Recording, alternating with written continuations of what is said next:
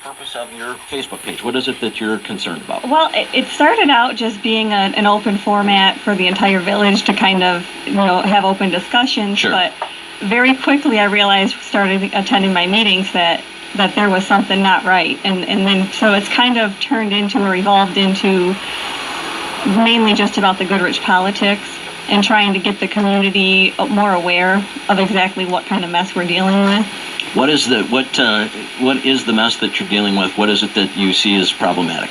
Well, it's a pretty long list, but I mean, obviously the latest is Baldwin's videotaping rule, which is just another attempt to shut the public up. They don't want the community to know that they're not getting approval on everything they're spending their money on. Now I want to. I'm gonna pause right here, and I want to. I'm gonna share this segment at the end of the meeting. We did reach out to Mark Baldwin and got clarification from him as well, and I want to share his statement as well. But we're gonna first hear the audio from this, and we'll play it for you right now, and be back in just a moment. But let me see if I can.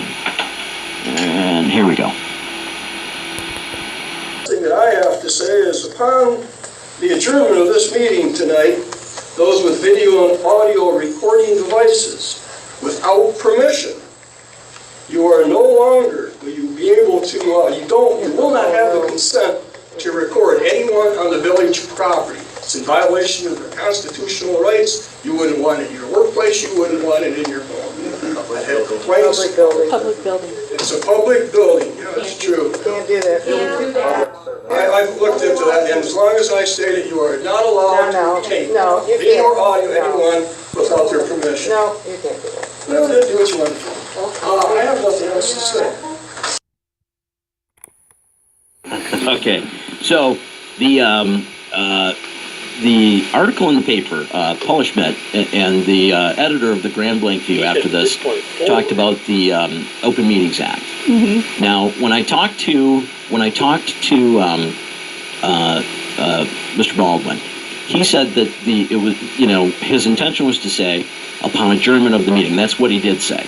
So he was talking about after the meeting was over, not during the meeting. So he was not talking about preventing recordings of the meeting itself. But he said that there's been a lot of conversation after the meetings are over that have gotten heated, and he just wanted to say that they weren't giving consent or permission to record once the meeting had been adjourned. So that was, he wanted to clarify and say that that's what the statement was meant to address, was recordings after the meeting was over, not during the meetings. And it's not clear whether or not that's covered by the Open Meetings Act, because there's also a law in Michigan with respect to consenting to be recorded. So it's kind of a gray area, and he said going forward he just wants to warn people, he's going to limit himself to advising people, hey, this stuff may be recorded, so be careful what you say after the meetings are over. That sounds like backtracking to me all the way through. I mean, there's no cause or justification for that explanation. Nobody has ever recorded anything after a meeting and posted it online. Or his intent was absolutely directed towards myself and another resident who have been recording these meetings and putting them online. Okay, so you've been recording the meetings. You've been putting up recordings of the meetings themselves, but not stuff that happens after the meetings? No, nobody ever has. Okay. It's completely unjustifiable. Do you think, though, that, his statement does says upon adjournment, I want to say that you don't have consent to record. That's what he's maintaining. The way I'm understanding that, and the way he certainly implied it to all of us, was upon adjournment tonight, from this day forward, you will not have our consent to record any. When you say you will not be allowed to record anyone on our village property. Yeah. It's still a public building. We still all have the right, just like on the sidewalk, If you wanted to record somebody, you can. And the Open Meetings Act legislation makes it clear that meetings can be recorded, and he's saying he wasn't talking about the meetings, and there is some, I would say, a gray area there. But let me ask you this. We won't focus on that right now. Just in terms of some background, what is it that has you concerned? Why is it that you're following the meetings right now? What is it that you're, why are you attending the meetings? What is it that you're hoping to accomplish? Well, on that meeting in particular, a lot of things came out. They have not followed the charter in regards to the budget procedures. There are certain documents they're supposed to be presenting, one of which is the last fiscal year in full. Mm-hmm. They only gave the council members the the current fiscal year that they're working on, which is constantly changing. Mm-hmm. We still, to this day, cannot figure out exactly how much money we have. Okay. My husband is the council member. He was just elected in November, and he's asked that question pretty much at every meeting, trying to find out a real number. And the answer is always varying of, this is a budget that's constantly changing, and we understand that. But, in the budget year. Yeah. But I mean, those types of documents were supposed to be supplied. Our charter states they are. When does your fiscal year, is it end in June? Yeah, June 30th. So June 30th. So you're looking for The 2013-14 end of the fiscal year. and this isn't available. No. So it's not, they don't have it anywhere. Well, I mean, I'm sure we have it somewhere, but the point is when the budget was presented to the council, they were supposed to have been presented with that, along with the statements and all the information to, verify everything was spent appropriately. Nothing was given to them. Okay. Now, you want to look at the budget, though. Why? I mean, what is it that has you concerned with respect to, obviously, when you want to see, it should be available. Mm-hmm. Council members should have it. Your husband, as a council member, should have the previous year's budget. But what in particular are you looking for? It's mainly just the supporting documents to it. Like the bank statements should be readily available, and it's kind of like you get this wishy-washy answer from the administrator on everything you ask. And she even said, we're following GASB standards, which is GASB, General Accounting Standard, some sort of saying that they're following. Who's the administrator for the village? Jackie Sidge. Okay. And, when we look into that, they seem to be just an advisory committee. Mm-hmm. The charter itself states and cites, actual laws we're supposed to be, following, and we're not. We're just not following them. Are you concerned about, particular items in the budget that, where on things that they're spending money on? What is it that has you interested in digging into this? Well, for one thing, all of the employees in our village, we pay 100% of their health care coverage. Okay. And that goes against what the state standards are. The state says, which is Public Act 152, it says that all municipals and schools are governed by this law, and it states that we should be doing either an 80-20 split, or we should hard cap how much our village is paying for their salaries. Or not for their salaries, their health care. Health care. We're shoving the law aside. We think we're exempting ourselves, but it requires a 2/3 vote to exempt yourself, which works out to be 66%. We've only approved it by a 3/5 vote, which is only 60%. So we are not in compliance with that act. And they told the state that we were. And it's supposed to... Have you shared this information with anybody at the state? I have not. Another resident said on the meeting on Monday that she had contacted the Treasury Department because it's supposed to withhold some of the money that we should be getting, which I also looked into. That's called the Economic Vitality Incentive Plan, which I believe has turned into a revenue sharing through the state. But basically what the state is saying is if you can't meet these criteria, we're going to cut some of your funding. Mm-hmm. And so they're saying it's not affecting us, but starting this year, it's supposed to affect the road money we get from Act 51. And why are we paying it? The point is, why are we going against the standards? We're not a rich community. Everything that we're paying for is coming from the taxpayers. How many employees are there in the village of Goodrich? There's 4 office staff workers. 2 of them are full-time and 2 of them are part-time. And so this applies to the 2 full-timers? And I believe it applies to some of the part-time, but that I'd have to double-check on. Okay. Anybody else or just those 2? We have 2 full-time DPW workers and a third that's a whole other issue. The third DPW worker, from what we can tell, they've never had any formal approval to pay this man. And at this point, we've shelled out over $20,000 for him. Mm-hmm. And, the job was never posted, which I'm unclear on the law for that, but it kind of goes against any ethics. What size budget are you working with? I'm not the numbers person, so. Okay. I know our general fund, they usually say we have around $300,000 in there. Yeah, when I talked to Mark Baldwin, the president of the council, he said it was a couple $100,000. I believe overall our revenues and expenses is over $1 million. Okay. But I couldn't say that for sure. All right. 743-8255 is the number to call if you would like to join us here. Now, the other thing that I understand Katie, is that there's been a problem. There's a lawsuit that's pending with respect to some drainage issues. Well, there's actually several lawsuits. Okay. But the one with the drainage issues, yeah, that's a big one, a very big one, but they are refusing to discuss it publicly. Well, if it's in litigation, I would think that's probably what you're supposed to do, isn't it? Well, that's understandable with the litigation portion, but the problem is the drain commissioner is still moving forward with the project. And we're probably looking at Which project? the drain project itself for the Wheelock and Watkins drain. Okay. We're probably looking at least $200,000 for the village portion alone, but the project itself is over $500,000. Mm-hmm. And that the rest of it will be special assessed to the residents in that drain district. So that'll be an increase to your local Yeah. property taxes for this. What are you involved in that personally? No, luckily for us, we're just outside of that district, so Okay. we wouldn't be personally affected through the special assessment. Okay. But the village portion is still going to cost us all the money. Now, what about the lawsuit itself? Is that something that's impacted you? I mean, is the drainage issues? Why are people suing? Has there been a problem with water backup? Is that the? Yeah, it's actually been documented back to 1996, where they had looked into doing a drain project, had the drain commissioner come out and kind of give it, I guess you'd call it an estimate at the time, and then the council decided it's too much of a hardship on the village, we're just going to not do anything.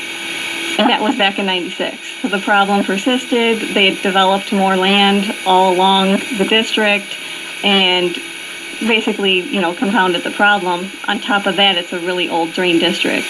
So is this drainage project that they're moving forward with, Genesee County Drain Commissioner, is it meant to address this problem, to upgrade the drainage in Yep. Goodrich? Yeah, in fact, at a certain point, our village council ended up passing around a petition. They could have just made a motion or resolution to proceed with, having an estimate done again. Instead, they wanted to drag it out, and they thought they were kind of doing something funny, but really they ended up hurting themselves because it forced a board of determinations to come in and decide it for us. If they would have just made a resolution, we could have said no still. We could have had a lot more say in how the project would be done. But since they chose to go the route of a petition, which was completely ridiculous for the council to do, they could have motioned it properly. But that now, because the Board of Determinations has come in and decided it has to be done, there's no backtracking on it.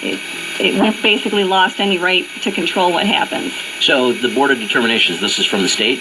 It's from, I guess it's a council, usually of other drain commissioners or other, professionals. So they look at the project to say whether or not this is needed. Mm-hmm. And everybody had a right to speak. Everybody in that district, everybody outside of the district, the council, everybody had a say in it. And then they made a non-biased opinion that the project must happen. So, and I mean, it sounds like there's agreement that the project is needed. That Absolutely. So the drains need to be upgraded in Goodrich, but the problem is that there's no local control. Is that what? Well, that's not the problem. The problem is these poor residents have been flooding for over 3 years, and it took that long for the council to finally do anything. Okay. And they really haven't even done much except for fight against these people, berate them, drag them through the mud, make them look like they're the villains in all of this when really they're the victims. If your neighbor is flooding out because the drain system is outdated and backing up into their yard, how is that okay? Just how is that okay for anybody to accept? Well, I mean, you've got to have the money for it. You got to prove it. It's these things take time to do. Absolutely. How long will it take to with the But they weren't doing anything. for That's the why she had project to go to ahead be and completed?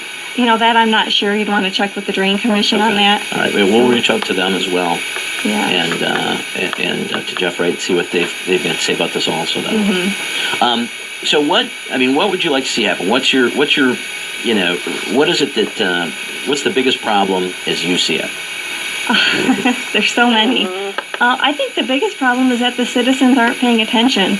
I've lived there since 2005. I've lived in Goodrich, and it wasn't until last year when I approached the council because we have little kids. My husband and I have 3 little kids, and we don't even have a decent park. And I thought, I'm at home now. I've got the time. I've certainly got the capabilities to do something about our park, make it into something nice.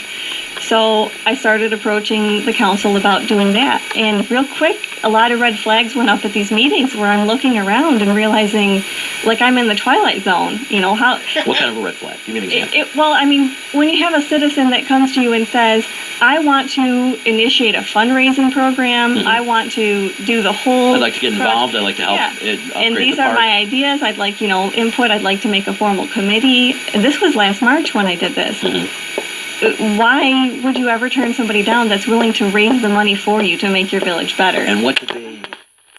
Why were you rejected? Mark Baldwin actually said to me one time when I got him to sit down with me, if you want to get in good with the good old boys, you got to go about it a different way. Which to me immediately was, I don't need to kiss up to anybody when I'm trying to do something right, when I'm trying to do something good. There's no special policies or procedures when you're talking about local government. That's not how this is supposed to work. You showed up at the meeting, you made the... Yep, I made a proposal. I had a full, pictures and everything of the ideas that I had and wanted to work with them. And here we are a year later, we still can't even get a committee formed. Okay. And basically what I found is this group of people controlling our council doesn't want anybody else's hands in it. And when everybody's trying to be kept at arm's length, that alone is a red flag. So obviously, I would assume then that's one of the reasons that your husband ran for and is now on the council. Yeah, once I realized what was going on, I started researching old articles. I found out about a hard drive that had been removed from the village office and by the president when the administrator was being let go. This was when? This was back in 2011. Okay, and this would have been somebody different who was at the time was the president? Patty Ortella was the president at the time, and she had already kind of was aware of what was going on, and that was why she was doing what she had done. They have basically drug her through the mud over all of it, and she was trying to do the right thing. Why would our council president take the hard drive when the police were there to confiscate it, to investigate it? He took it home. Over what? Well, that's what we're still trying to find out. The hard drive, he took it home over the weekend. It ended up... He who? President Rick Horton. He was the president at the time. And when he returned it to the police, it was defragged. It had been defragged. And through an investigation with Thalman Investigations, it was discovered that that was during the time it was in his possession. And at the same time, they recalled Patricia Ortella because they had to get control of the council back immediately. So there was only one small time that they did not have control of what was going on. Who's they? The Good Old Boys Network is all I can describe them. The current members of the council that have control would be Rick Horton, Mark Baldwin, and Pete Morey.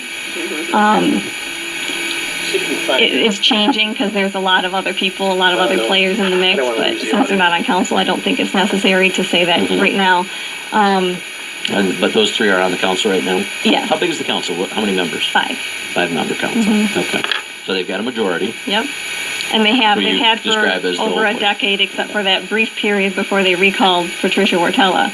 That was within 6 months of her, Doug McAbee, and Phil Jackson had control of the council for 6 months before they got her recalled.